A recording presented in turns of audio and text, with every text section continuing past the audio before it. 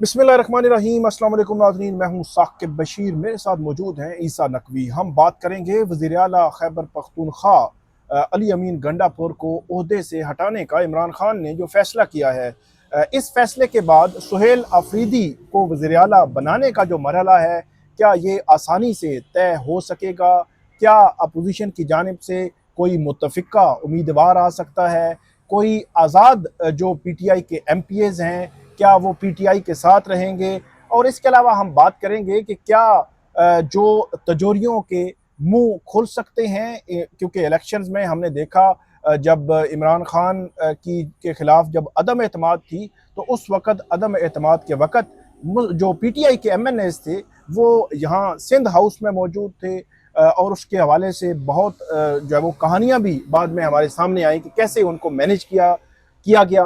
और अब क्या खैबर पख्तूनख्वा में ये जो है वो अपोजिशन का जो इत्तेहाद है वो इसको मैनेज कर सकता है, या जो पीपल्स पार्टी और मुस्लिम लीग नून इस वक्त एक दूसरे के खिलाफ सख्त बयानबाजी कर रहे हैं और पीपल्स पार्टी को बहुत ज़्यादा जो है वो अपने जो हुक्मरान इत्तेहाद है ख़ासतौर पर मुस्लिम लीग नून से बहुत ज़्यादा खदशात या उनका इजहार जो है वो कर चुके हैं। तो इस सारे तनाजुर पे बात करेंगे कि ये टाइमिंग कितनी अहम है और इसका क्या इमरान खान साहब के मद्देनज़र सब कुछ था?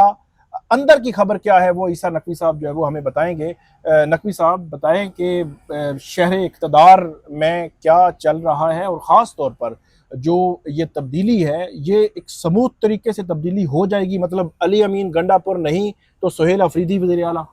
टाइमिंग बहरान हो सकता है या नहीं, बहुत सारे सवाल आते हैं, सबको एड्रेस कर लेते हैं इस वीडियो में।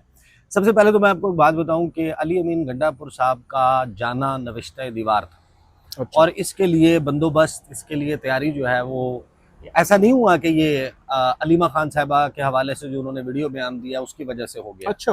हाँ, ये मामला था, मैं आपको बताऊं कि 1 अगस्त के आखिरी हफ्ते में ये इस्लाम अगस्त अगस्त ये डेढ़ जो माह भी जो पहले। अगस्त गुजरा है, अच्छा। अगस्त के आखिरी हफ्ते में हाँ, एक मुलाकात हुई इस्लामाबाद में, ठीक। और वहां पर PTI के इमरान खान के बहुत ही लॉयलिस्ट जो हैं वो और वकला और कुछ इस तरह के लोग मौजूद थे। और वहां पर ये बहस चल पड़ी कि इमरान खान तो गंडापुर साहब को हटा दें, लेकिन मसला ये है कि गंडापुर की रिप्लेसमेंट नहीं, ठीक है। उनको रिप्लेस अच्छा। कौन करेगा, मैनेज कौन करेगा। यहाँ पर तो खैबर पख्तूनख्वा में गंडापुर की हुकूमत को हटाने के लिए अपोजिशन इत्तेहाद बन रहा है, अपोजिशन कह रही है हम नंबर गेम कर रहे हैं, हम फलां चीज़ कर लेंगे फलां चीज़। तो कौन होगा जो ये काम कर पाएगा? और अगर अली अमीन गंडापुर नाराज़ हो गए और उसने फाउल प्ले करना शुरू कर दिया और अपनी जो धड़ा है उसको तोड़ लिया दरमियान से, फिर तो बहुत बड़ी सुबकी हो जाएगी, खैबर पख्तूनख्वा की हुकूमत भी हाथ से चली जाएगी। तो वहाँ पर फर्स्ट टाइम नाम पॉपअप किया था सुहेल आफरीदी साहब का, अच्छा, और एक साहब ने वहां मतलब पर आपको लगता है कि ये ऐसा नहीं है कि एक दिन आज जो है इमरान खान साहब 8 अक्टूबर को जब समात में आए तो अचानक उनके जहन में सुहेल अफरीदी का नाम आ गया और उन्होंने कहा कि जी सुहेल नहीं नहीं, अफरीदी ऐसे कैसे अच्छा, हो ऐसा नहीं सकता है? है? नहीं नहीं नहीं, एक पूरा ट्रैक रिकॉर्ड होता है, एक अच्छा। बंदे का एक CV होता है, एक ACR होती है। आपको पता है ना कि जब आप सरकारी मुलाजमत में भी होते हैं तो आपकी एक फाइल बन रही फाइल होती बन है रही जिसमें होती है। आपका तमाम रिकॉर्ड मेंटेन किया जाता है, कब कितनी छुट्टियां की, मुल्क से बाहर कितनी दफ़ा गए, डिसिप्लिन की खिलाफ वर्जी की या नहीं की, फलां टास्क पूरा किया या नहीं किया। और वो आपकी तमाम चीज़ें जो हैं वो लिखी जा रही होती हैं, और उसमें आपकी आइंदा फ्यूचर तैनातियों, आपके पोस्टिंग ट्रांसफ़र्स, आपकी तरक्की तनज़्ज़ुलीन तमाम मामलात में जो है वो ACR बड़ी अहमियत की हामिल होती है।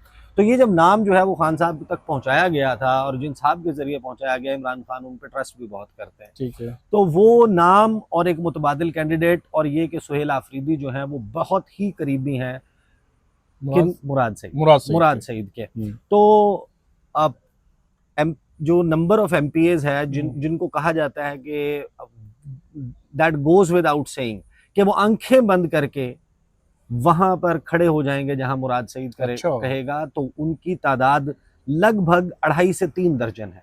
ठीक। तो इतने बड़ी सपोर्ट के साथ बाकी लोगों का मेंटेन रखना कोई इतना बड़ा मसला नहीं है। लेकिन हुआ क्या, देखें, कुछ बहुत ही अहम चीज़ें हो चुकी हैं इस दौरान।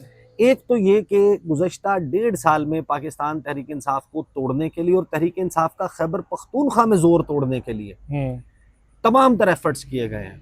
देखिए ना, पूरी आपकी रियासती मशीनरी है, आपका मीडिया है, आपका जितनी पाकिस्तान की कन्वेंशनल सियासी जमातें हैं, रवायती सियासी जमातें, उन्होंने अपने सर धड़ का जोर लगाया हुआ है खैबर पख्तूनख्वा में पीटीआई का जोर तोड़ने के लिए, कि ये वो पावर सेंटर है जो पीटीआई को बेसिकली पावर सप्लाई करता है। और अगर यहाँ पर हमने इनका फ्यूज़ उड़ा दिया, और उसमें बहुत सारे लोगों का शिकवा ये था कि अली अमीन गंडापुर जो है वो उन्हीं की बी टीम के तौर पर जाने अनजाने में वो जो फैसले कर रहे हैं उसका नुकसान तहरीक इंसाफ को हो रहा है। इमरान खान ने बहुत ही वक्त गुरेज करने के बाद अपनी कुछ ट्वीट्स में अली अमीन गंडापुर का तस्करा की, मेरे से आकर मिले, ऑपरेशन के हवाले से नाम लेकर जब उन्होंने ये करना शुरू किया तो वो इंडिकेशंस उस वक्त आना शुरू हो चुके थे। इसका मतलब यह है कि उस वक्त इमरान खान के जहन में मुतबादिल नाम आ चुका था, वरना अली अमीन गंडापुर को जो नेम एंड शेम करना है पब्लिकली, जिसमें ट्वीट्स में उनका नाम इस तरीके से मेंशन हो, ये होना मुमकिन नहीं था।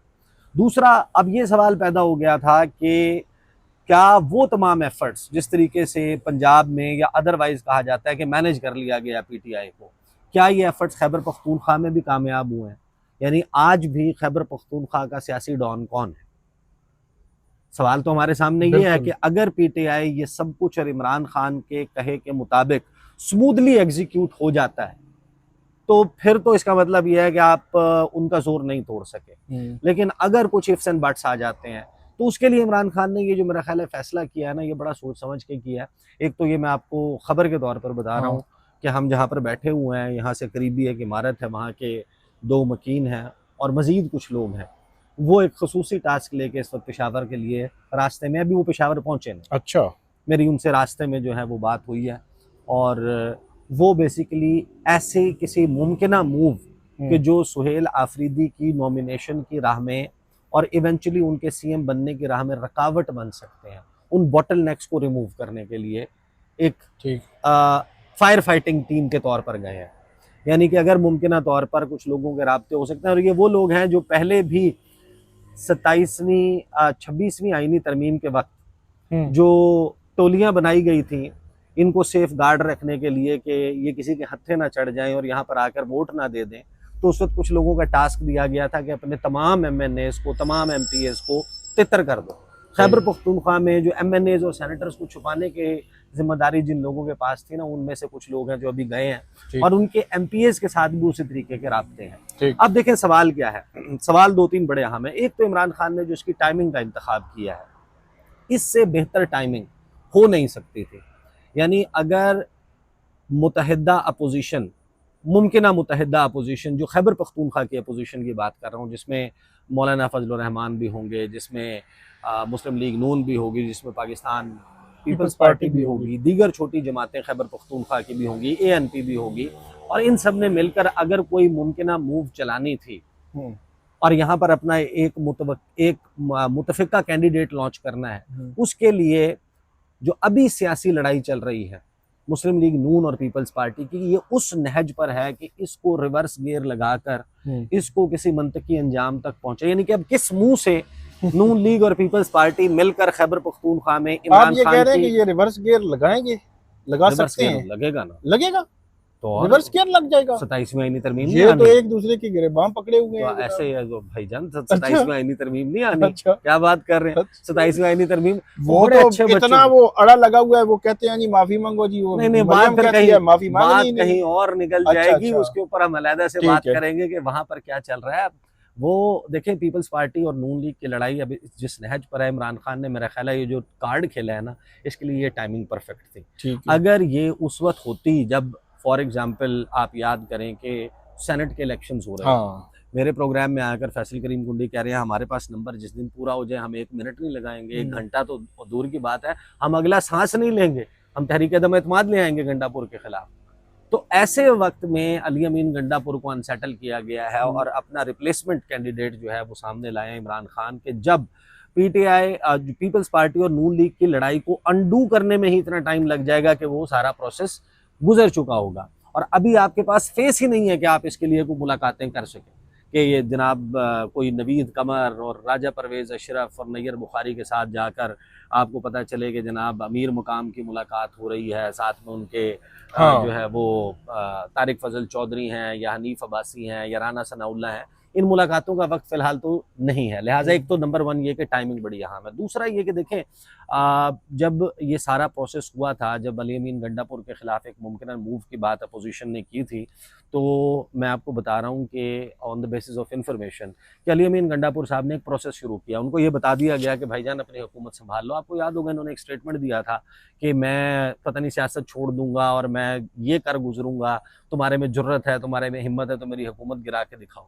वो कॉन्फिडेंस की वजह क्या थी? उसकी वजह यह थी कि उस वक्त एक तो इमरान खान की मुकम्मल बैकिंग मौजूद थी, दूसरा अलीमा खान साहिबा के साथ अली अमीन गंडापुर के बेहतरीन ताल्लुकात थे, बावजूद इसके कि बुशरा बीबी उनके खिलाफ थी। अली अमीन गंडापुर को ये कॉन्फिडेंस था कि इमरान खान के साथ मेरा जो तसलसल, जो राबता है वो टूटा नहीं है। मुझे याद है एक 1.5 या 2 माह पहले एक यहाँ पे जो केपी हाउस है या पेशावर में अलीमा खान और नूरीन खानम वो भी बैठी हुई थी, अली अमीन भी बैठे हुए थे, तो इनकी क़यादत भी काफ़ी लोग एक तस्वीर जारी हुई थी कि नहीं कोई मसला नहीं है, इमरान खान साहब की फैमिली के साथ अली अमीन गंडापुर फैमिली के साथ। और ये कोइंसाइड कर रहा था वक्त जी। जब ये जो सेनेटर मुंतखब हुई हैं मशाल यूसुफजई, जी जी इन वाला मामला आया था। उसके अंदर भी कुछ ऐसी चीज़ें हुई थी जो मैं पहले अपनी वीडियोस में कर चुका हूँ। लेकिन अली अमीन गंडापुर ने उस प्रोसेस ये किया था कि उन्होंने फर्दन फर्दन एक से लेकर आखिरी तक तमाम MPAs के साथ 1.5-2 घंटे की, और ये प्रोसेस कई माह चला था, हर MPA के साथ 1-on-1 मुलाकात की, उससे उसके हल्के के मसाइल पूछे, उससे डेवलपमेंट स्कीम्स पूछी, उसको तरक्याती फंड्स कितने चाहिए उसका पूछा, और 26 लोगों को पार्लिमानी ओहदे जो हैं वो उन्होंने दिए। काबीना को रीशफल किया गया, बहुत सारे लोग जो नाराज थे अली अमीन गंडापुर से उनको राजीबाजी किया गया। और इस सारे प्रोसेस में देखें, जब ये फैसला आया था ना, ये सारा मामला ज़ाहिर है कि हुआ कैसे, ये तो सबको मालूम है कि खैबर पख्तूनख्वा ने आउटराइटली तमाम सियासी जमातों को रिजेक्ट करके इंतखाब किया पाकिस्तान तहरीक इंसाफ का। लेकिन फिर शुरू हुई पकड़ धकड़ 11। 12 जुलाई के फैसले से ऑनवर्ड जिस तरीके से खैबर पख्तूनख्वा में जो नंबर गेम है उसको चेंज किया गया, एक तो जो मिनॉरिटी थी, एक्सट्रीम मिनॉरिटी थी, उसको एक साइजेबल मिनॉरिटी में कन्वर्ट किया गया। उनको जनाब आपने मखसूस नशिस्तें दी, मखसूस नशिस्तें देने के बाद उनका नंबर बढ़ते बढ़ते 51, 52, 53 तक चला गया। दूसरा काम क्या हुआ कि जो तहरीक इंसाफ के लोग हैं उनमें लगभग 28 से 30 के दरमियान ऐसे हैं, यानी कि 92 लोग हैं ना, अगर 92 हैं, 93 हैं, 94 हैं या 95 हैं, अब वो नंबर फ्लक्चुएट करता है, कुछ लोग हैं जो आते ही नहीं है, लेकिन जो उनका नोन नंबर है वो 92 से ऊपर 92 है, 92, 93 के करीब है। उनमें से 28-30 लोग ऐसे हैं जो इस वक्त पाकिस्तान तहरीक इंसाफ के या सुन्नी इत्तेहाद कौंसिल के MPAs नहीं, आज़ाद है, वो आज़ाद है मखसूस नशिस्तों के फैसले की वजह से। और ये वो लोग हैं जिनको अली अमीन गंडापुर ने ओहदे भी दिए हैं, और ये वो लोग हैं जिनका सूबाई काबीना तहलील होने के बाद ओहदे खत्म हो जाएंगे, वजारतें खत्म हो जाएंगी, अब नया वजीर आला आएगा, नई काबीना आएगी, तो एक नई गेम जो है वो वहां पर शुरू हो गई। एक अनसेटल मामला हुआ है, और बहुत सारे लोग ये जो दावा कर रहे हैं ना, इसका एक ट्रैक रिकॉर्ड है, इसका एक माजी है कि तिजोरियों के मुंह और बोरियों के मुंह खुलते हैं। कोई लोग हैं नून लीग के भी, वो बड़ी गौर से नजरें लगाकर जमा कर बैठे हुए हैं, लेकिन ये सारा मामला अनसेटल होता है एक ही सूरत में। वो सूरत ये थी कि अली अमीन गंडापुर मुस्ताफी होने से इनकार कर गए। ठीक, अगर वो कहते कि मैं इस्तीफा नहीं देता, मेरी जब तक मुलाकात नहीं होती इमरान खान से, मुझे उन लोगों पर ट्रस्ट नहीं है जो लोग मुलाकात करके आए हैं, मैं नहीं मानता कि ये बयान दुरुस्त है, उन्होंने इमरान खान को मेरे हवाले से मिसगाइड किया है, भड़काया है, लिहाजा मैं इस्तीफा नहीं दूंगा जब तक इमरान खान और फिर मुलाकात ही ना हो। और आपको पता है कि जब टाइम गेन हो जाता है तो फिर उस दौरान कुछ ऐसी डेवलपमेंट्स हो जाती हैं। लेकिन अभी जो खबर आई है कि अली अमीन गंडापुर ने मुस्ताफ़ी होने का फैसला कर लिया है, और दूसरा प्रोफाइल चलना शुरू हुआ है सुहेल आफरीदी का। उसकी वजह से लगता यह है कि मामला जो है वो अब बहरान के बजाय स्मूथली हो जाएगा। दूसरा, मेरी अभी थोड़ी देर पहले शायद खटक साहब से बात हुई, तहरीक इंसाफ के बड़े एक्टिव MNA हैं और खैबर पख्तूनख्वा के हवाले से बहुत सारे मामला देखते हैं। उनसे मैंने पूछा कि क्या कोई मुमकिन है ये बात कि उन लोगों में से जिनका स्टेटस आज़ाद है उनको तोड़ा जा सके। उन पर पार्टी डिसिप्लिन अप्लाई नहीं होता, वो जिसको चाहे वोट दें। उन्होंने बड़े ही यकीन के साथ, बड़े ही वसूख के साथ ये दावा किया। उन्होंने कहा कि इस वक्त ये हमारे किसी एक MPA के लिए मुमकिन नहीं है, वोट दे सकता है लेकिन वो वोट देने के बाद अपने हल्के अपनी पूरी ज़िंदगी नहीं जा सकता। ये अब उन्होंने दावा किया। उन्होंने कहा कि सबको मालूम है, वैसे भी सारे लॉयलिस्ट हैं, कोई इमरान खान से टूटा हुआ ये तो नहीं हकीकत है ना कि खैबर पख्तूनख्वा, जिस तरह आपने कहा कि बड़ी क्लियर कट जो है वो वहाँ पे बाकी सारी वहां पर है। सफाया हो गया, बाकी पॉलिटिकल पार्टीज का सफाया हो गया था। वो तो सुप्रीम कोर्ट ने उनको मखसूस नशिस्तें उनको थाली में रख के जो वो दे दी, तो उनका नंबर बढ़ गया। तो अब ये देखें, गंडापुर के हवाले से जो खबर आई है कि इस्लामाबाद से ये खबर चली है कि वज़ीर आला खैबर पख्तूनख्वा अली अमीन गंडापुर ने मुस्ताफ़ी होने का ऐलान कर दिया। अली अमीन गंडापुर ने एक बयान में कहा है कि बानी पीटीआई के हुक्म पर वज़ारत आला के ओहदे से मुस्ताफ़ी हो रहा हूँ। अली अमीन गंडापुर का कहना है कि सुहेल आफरीदी को मेरी मुकम्मल हिमायत और सपोर्ट हासिल रहेगी। उन्होंने मजीद कहा कि हम बानी पीटीआई की रिहाई और पार्टी पॉलिसी के लिए एक होकर आगे बढ़ेंगे। ख्याल रहे कि सेक्रेटरी जनरल पीटीआई सलमान अकरम राजा ने मीडिया से गुफ्तगू करते हुए इन खबरों की तस्दीक की थी। अली अमीन गंडापुर को खैबर पख्तूनख्वा की वज़ारत आला से हटाने का फैसला कर लिया गया। सलमान अकरम राजा के मुताबिक सुहेल आफरीदी को खैबर पख्तूनख्वा का नया वज़ीर आला नामजद किया गया है। उन्होंने कहा कि ये इमरान खान का फैसला है, जिसका पस मंज़र भी बयान किया गया। खैबर पख्तूनख्वा में दहशतगर्दी की बदतरीन सूरत हाल है। आज औरकज़ई में हमारे जवान और अफसर शहीद हुए। खैबर पख्तूनख्वा हुकूमत को कहा गया है कि वफाक की गलत पॉलिसी से खुद को दूर करें। उनका मजीद कहना था कि दहशतगर्दी को ख़त्म करने का एक ही तरीका है, बैठ कर मुज़ाकरात करें। तवक्को है कि सुहेल आफरीदी वफाकी हुकूमत की रहनुमाई करेंगे और समझाएंगे हमने अपने लोगों के जानो माल की हिफाजत करनी है। फिर उन्होंने बाकी इसकी जो है वो जुजियात। अच्छा, इसमें एक चीज़ हम जिला खैबर से एक चीज़ मैं ज़रा मेंशन कर दूं कि जिला खैबर से ताल्लुक़ है सुहेल आफरीदी का। PK 70 से पहली मरतबा रुकन सूबाई असम्बली बने हैं और इससे पहले उनका जो ट्रैक रिकॉर्ड है वो ISF का है। ISF वो एक्स प्रेसिडेंट है, KP के ISF के रीजनल प्रेसिडेंट यूथ विंग रहे हैं, पेशावर रीजन के, और प्रोविंशियल प्रेसिडेंट रहे हैं यूथ विंग KP के, मतलब यूथ के ISF के साथ उनका ताल्लुक रहा है। और एक और बात कि ये 36 साल इनकी एज है।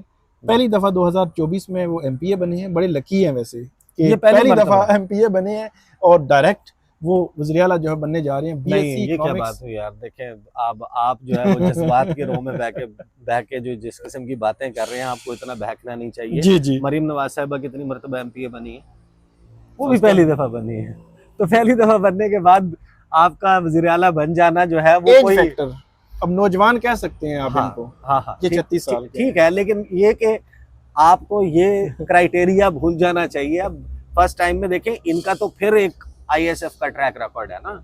मरीम नवाज साहिबा तो मीडिया सेल था ना। वो ठीक है, मीडिया सेल था, लेकिन मरियम नवाज साहिबा जो है शरीफ फैमिली की मेंबर है, नवाज शरीफ की बेटी है। सुहेल आफरीदी तो किसी इस तरह एक वो क्या कहते हैं जद्दी पुश्ती, कोई विरासत में तो उनको कोई चीज मिली नहीं ना।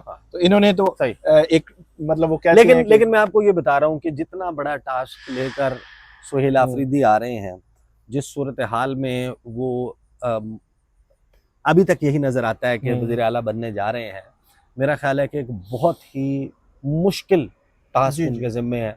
और जितनी तवक्कुआत अब वहाँ के लोगों की होगी, खासतौर पर जो यंगस्टर्स हैं, he is very well connected. I know, मैं बहुत मरतबा मुलाकात हुई है सुहेल आफरीदी से। वेरी वेल कनेक्टेड यंगस्टर्स के साथ, लोगों को बाय नेम जानते हैं, बाय फेस जानते हैं, मुख्तलिफ हलकों में। देखें, एक नॉर्मल जो MP होता है जिसने किसी बड़े तंजीमी ओहदे पे काम नहीं किया होता, ये वो लोग हैं जो 2011 ऑनवर्ड 30 अक्टूबर के बाद जो तहरीक इंसाफ का राइज़ है और उसके जितने भी जलसे जुलूस, उसके लिए बंदे इकट्ठे करना, उनके लिए ट्रांसपोर्ट का अरेंज करना, फलां के ज़िम्मे ये चीज़ लगाना, टेलीफोन पे उससे रब्ता, वो जो लोग करते थे, वो जो लोग थे, उनमें one of them is Suhail Afridi.